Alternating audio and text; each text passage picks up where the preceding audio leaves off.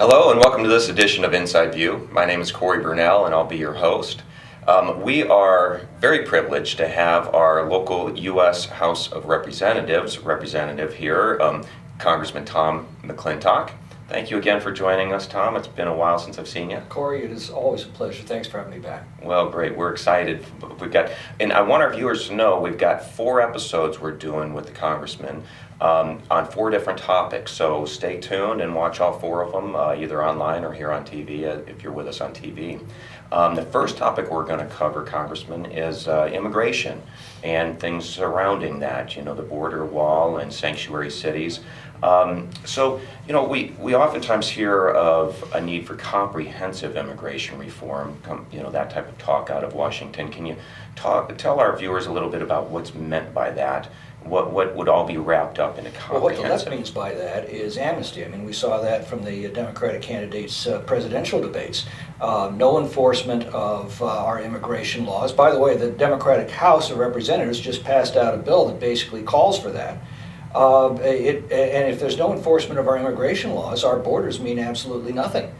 And if our borders mean nothing, then we're no longer a country. We're simply a vast international territory between Canada and Mexico, both of which, by the way, have borders and immigration laws that they do enforce. That's one of the critical questions coming up in this election, is whether we are going to continue to be a country or whether we're going to open our borders and grant amnesty to 22 million foreign nationals who have illegally crossed our borders, thumbed their noses at our laws, and, by the way, stepped in front of the line of legal immigrants, people who have done everything our country's asked of them, who have waited patiently in line, who have obeyed the law, who have paid their taxes, and are now being pushed to the back of the line by 22 million illegal aliens that the Democrats have vowed to give a fast track to citizenship. That's what they mean by comprehensive immigration reform. I have a rather modest alternative. Maybe we ought to enforce the immigration laws that we already have and secure our borders. History is screaming warnings at us, and one of them is the countries that either cannot or will not enforce their borders simply aren't around very long. My opponent has waxed eloquently about her vision being one of porous borders. She says she has a passion for open borders. That is a suicidal prescription for our country and one of the critical issues, not only in this race, but in the national elections as well. Mm-hmm.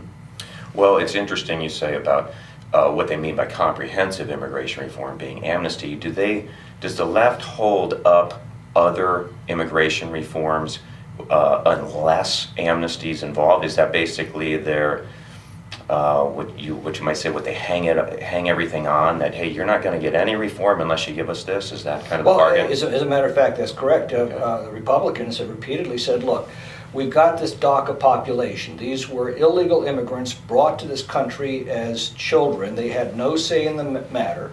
They grew up here. For some of them, their only memories are here.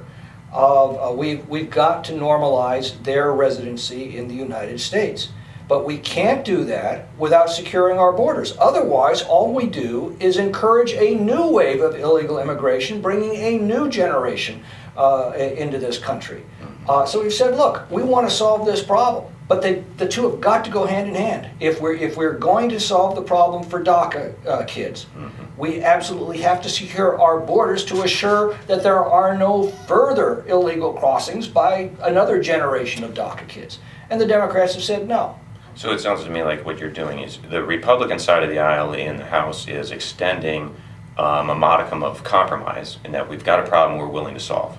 Except we can't then continue to have it always be a problem, and you're suggesting that the Democrats essentially always want this problem. That's the record. Yeah, that is the record. They always want this problem to exist, apparently. Well, I can't read minds, but I can tell you that they have thrown all of our compromise proposals back in our faces. Okay. It's either their way, which again is to simply cease enforcing our immigration laws, grant amnesty to those who are already here, which of course encourages a new wave of illegal immigration. And as I said, that is suicidal for any country. Perhaps you could state for our viewers their motives for that. Well, again, I can't read minds. Okay. I can't tell fortunes. I can't look into people's hearts. But I know that that is a prescription for disaster. That Okay. is the dismantling of our country as it exists. And again, that's going to be up to voters in a few weeks. So let me ask you about some of the reforms that perhaps the Republicans would like to see with regard to immigration. Obviously, border security. What about with maybe labor law or the naturalization process? Is it so difficult to become a United States citizen that it takes so long that it encourages illegal entrance into the states? Don't Is there any forget, there are reform there? millions of legal immigrants who come to this country following those laws. Yeah. And yes, you have to learn English. You have to come here with a desire to become Americans, Okay. to raise your children as Americans. You have to adopt a common culture, a common language, a common appreciation of American constitutional principles and American values. And millions of legal immigrants do that. But if we're going to tolerate illegal immigration, then what's the point of legal immigration? Very good point. And then you've just destroyed the very foundation upon which our country is based. We are a nation of immigrants. We draw our citizens from all over the world. Almost all of us here are either immigrants ourselves or we're the sons and daughters of immigrants. But the only way that is possible to create one great nation from all the nations of the world is the process of assimilation. Our immigration laws were not written to keep people out. Our immigration laws were written to assure that when people come to this country, they become Americans. That is anathema to the left. The left seeks to divide us into warring factions, warring groups, divided by language, divided by color, creed, national origin. That is the antithesis of America and the antithesis of the American motto, E pluribus unum, from many one. From many countries, one great country, the Americans. From all the races of the world, one great race, the American race. That is something that the left is doing everything it can to tear down, and one of their key tools is open borders, porous borders, of what my opponent has advocated, what the Democratic nominee for president has advocated. Well, you know, you bring up the fact of us all, the melting pot analogy, right? That we kind of are a melting pot of a nation. We're proud of that. Anecdotally, I hung out with a couple gentlemen at Lock and Tenor recently, who he was the older gentleman was first generation Mexico legal immigrant, and his son, then born in the States, was I would say very, very strongly and adamantly opposed to illegal immigration, yes. because their family had witnessed. That's the whole point. Yeah. The people that I find who are the angriest about illegal immigration are legal immigrants who did obey all of our laws, who respected our country, and who came here to be Americans. Yeah, that makes perfect sense. Now, you know, we see you spoke about the division that is being created in this country with the anti-American policies. Part of that in the immigration realm are sanctuary cities, and states or individual municipalities, localities, essentially not cooperating and in fact maybe inhibiting federal law enforcement officers on the immigration law. Can you bring us up to speed on events or any federal action that maybe is coming out of the president's administration to kind of inhibit sanctuary cities from being successful in their efforts? We have to understand what the sanctuary cities, and for that matter now sanctuary states like California, are doing. When an illegal immigrant has committed another crime in this country, say robbing a bank or murdering somebody, those criminals go to our prisons and they serve out their terms. Now, when they're released, they're supposed to be turned over to the Immigration and Naturalization Service so that they can be removed, be deported the hell out of our country. What the sanctuary jurisdictions are doing is preventing that from happening. So these dangerous criminals, instead of being deported back to their own countries, are being released onto our streets, into our communities, into our neighborhoods, so that they can prey on our citizens once again. This is a critical matter of public safety. But it is also a doctrine that is antithetical to any republic like ours. And that doctrine dates back to before the Civil War. It was the foundation of the Confederacy. It's called the Doctrine of Nullification. And what the Doctrine of Nullification says is, if a local city or a state doesn't like a federal law, they're free to ignore it. Now, once that doctrine seeps into our system, our entire federalist architecture of the country begins to disintegrate. Lincoln understood that clearly. And by the way, so did Andrew Jackson. When the Doctrine of Nullification was brought up during his administration, he threatened to invade Charleston and hang the South Carolina legislators because he could see that it was so deadly to a republic like ours. That is the doctrine that the left has revived in order to impose these sanctuary policies, which, as I said, are all about releasing dangerous criminals back into our streets and neighborhoods rather than deporting them back to their own countries. Mm-hmm. And we've seen time and time again that these repeat offenders, people have been raped and lost their lives to these criminals released. Now, is there any difference between whether these criminals are in a state or a county jail rather than a federal prison? I mean, I would imagine this is not happening. They're not being released from federal prison. Well, federal prison is different, right? But the state prisons, mm-hmm. They're released back into our communities rather than being deported. And by the way, the left takes control of the federal government. My suspicion is you'll see the same doctrine applied universally, including to our federal prisoners. Okay. And by the way, all this at the time when the left is campaigning to defund the police and strip Americans of their ability to defend themselves and their families in their own homes. These are perilous times and radical doctrines that the American people are now going to have to choose among. There is just an inherent threat amongst these doctrines you're talking about of just discarding law and order entirely, I suppose. I guess that's why some of these rioters are being called anarchists. Well, that's what, and you see that in every jurisdiction where the left has controlled for more than a decade or two. I mean, this is all happening in cities dominated by the left. Portland, Oakland, Seattle, San Francisco. Even Sacramento, Chicago, New York, Minneapolis, now in Kenosha.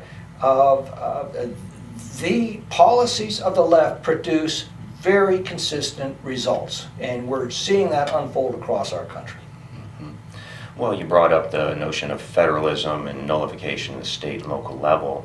I think our viewers may benefit from a little education on the federal authority that the federal government has all authority over immigration law. Correct. And so they may be a little bit confused in that, say, Portland, okay, the federal government can't go in there with troops without being invited in by Oregon or the Portland authorities, yes, but right? Congress and the federal government is, under our Constitution, specifically given authority over immigration law. Right. That then supersedes any state or local law. In fact, it preempts any state or local law. Where the federal government is granted specific powers by our Constitution, the federal government is preeminent. Yeah. In all other matters, the states and local communities are preeminent, which is, as you say, why the president cannot simply send in troops for local law enforcement. That would be a very bad thing if it happened. The president has sent in security to protect federal buildings within these cities. And that's exactly what Abraham Lincoln did when he resupplied Fort Sumter. The last time the Democrats invoked the doctrine of nullification and resist by any means necessary. Mm-hmm. That's a good historical point. Well, anyway, I thought that would be a good discussion to distinguish where federal law applies locally in these jurisdictions. Yeah, and you don't want the federal government taking over local law enforcement. Right. Local law enforcement ought to be a strictly local function. I many years ago worked for the former chief of the Los Angeles Police Department, legendary Chief Ed Davis. He was a disciple of Sir Robert Peel, who was really the father of modern policing. back in the 1820s, Peel propounded a series of principles, the core of which was that law enforcement is a civic responsibility of every citizen. The only difference between the police and an individual citizen is that the policeman is hired to do this full time, but ultimately they are one and the same. Citizens and police are basically the same team. Ed Davis fervently believed that. He brought a neighborhood watch to Los Angeles, community-based policing, where and the basic car plan, where individual police officers were assigned a particular neighborhood, and that's where they stayed, and they became familiar and trusted fixtures within those neighborhoods. So local law enforcement is absolutely an essential principle. Handing that over to the federal government is a very, very, very dangerous step. Sure. And yet, that's what we're seeing the Democrats try to do in Washington, with a whole series of attempts to manage all of our police departments from Washington, D.C. Mm-hmm. Well, now, on the subject of immigration, can you bring our viewers up to speed on the progress of the border wall and where we're at there, status? I don't have the current stats. Most of the border wall is replacing existing fences, and calling them a fence is being charitable. Backyard fences have greater security than large portions of our border. These are high traffic areas. Some of them are just vehicle barriers. You can walk right around them. Priority is being given to those areas to construct an impenetrable wall. And that's where most of the progress is being made right now. When people say, you'll hear the Democrats say, oh, well, he's really not building much new wall. No, the first thing we've got to do is replace the fencing that is providing no barrier on the high traffic areas, and that's what the president is doing. No help from the Congress, by the way. He had to invoke emergency powers granted to the president by the Congress many, many years ago in order to fund construction of that border wall. But walls have been employed for centuries for a simple reason. They work. A similar border wall along the border of Israel and Egypt cut illegal crossings about 98%. And that's what we are seeing here as well. Now, there are still areas that are not walled. That has to be, that gap has to be filled. But in the meantime, what that does allow is for us to concentrate our border enforcement at those areas where there are no wall, rather than spreading them out across the entire border. Well, that's a very good point. So making our enforcement far more efficient. Concentration of force, exactly. Yeah. Can you speak to why the wall's so high? It seems to me like it's tremendously high. What were some of the reasons for that decision, and how high it is? Well, it has been high enough so that most people can't climb. Get over it, right? Yeah, that's for one. But man, no, it's true. It's true. Every now and then you're going to find somebody who's capable of getting over it, but it cuts the illegal crossings quite dramatically. Yeah. And I've actually been down there on the border with the president, inspecting the progress we're making, and it is a formidable barrier. There is no question about it. How are we doing with funding for it? I mean, are we going to run out of money soon before the project is really completed? And I understand at least it will make us far more efficient. I know the president has significant resources at his disposal because of the Emergency Act, which he invoked. But at some point, we're going to need a Congress willing to cooperate with him to actually secure our national border. Mm-hmm. Yeah. And that's what we are lacking at the moment in the House. Are we seeing illegal crossings decline significantly as these efforts have been going on the last few years? I know we had a surge earlier this year. I believe they're in decline, but I'm not sure. Okay. Well, on the legislative front with regard to immigration, is there anything promising? I know we obviously have a split Congress right now between the House and Senate, or are we just entirely dependent on this next election to see if there can be any progress made? I think the next election is going to answer a lot of questions, and the results of that election are going to be with us for many, many years to come. And it's not just a question of whether we're going to have borders and an identity as a free nation. It goes to a fundamental question of whether we're going to restore those American principles of individual liberty, constitutionally limited government, personal responsibility, freedom, in a word, that made this the most prosperous, happiest, most just society in the history of mankind, or whether we're going to become just another failed socialist state. The socialist wing of the Democratic Party is now transcended. You can see that in all of the advisors around Biden. This is going to be a fundamental question of, and Biden himself has used the term that he wants to fundamentally transform our society. Well, our society was doing pretty well before the left began gaining control of jurisdictions like California. And maybe we need to restore those principles that produced happiness, prosperity, security, domestic tranquility, all of the things that we enjoyed until the left has taken control of individual communities and individual states. Now they want to do that to the country. Now here in California, where we used to have among the lowest unemployment rates in the country, we had enormous economic growth, people were flocking to come to our state. We had ample water. Electricity was so cheap some communities didn't even bother to meter it. I mean, you can go on and on about the prosperity that I remember in California up until roughly the 1990s. All of the policies of the left have produced the chronic shortages of water, electricity, skyrocketing housing prices, fleeing businesses, failing schools. Again, you can go down a laundry list of consistent, predictable results that leftist policies have produced here. We at least have the consolation if things get bad enough, we can always move to another state. Where do we move if the left takes over our country and imposes those same policies nationally? I shudder to think about it. When it's said this is the most important election, certainly in the last 150 years, that is not an exaggeration. We are at a fundamental crossroads with Biden and his cadre of leftists that are in full control of the Democratic Party, vowing open borders, defunding the police. He won't call it defunding; he calls it redirecting. Okay. He's not for defunding. He's for redirecting resources from the police to social services. You can interpret that for yourself. Right. But that's the fundamental question. Law enforcement. I mean, without law enforcement is the foundation of a society, because without law enforcement, there's no law.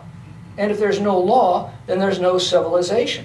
Witness Seattle, witness Portland, witness Kenosha, witness Minneapolis.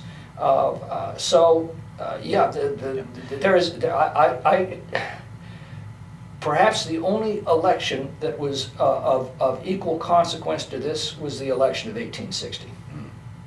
Well, yeah, you speak to without the law enforcement, no law. I mean, we know of our rights: the life, liberty, pursuit of happiness, our right to property.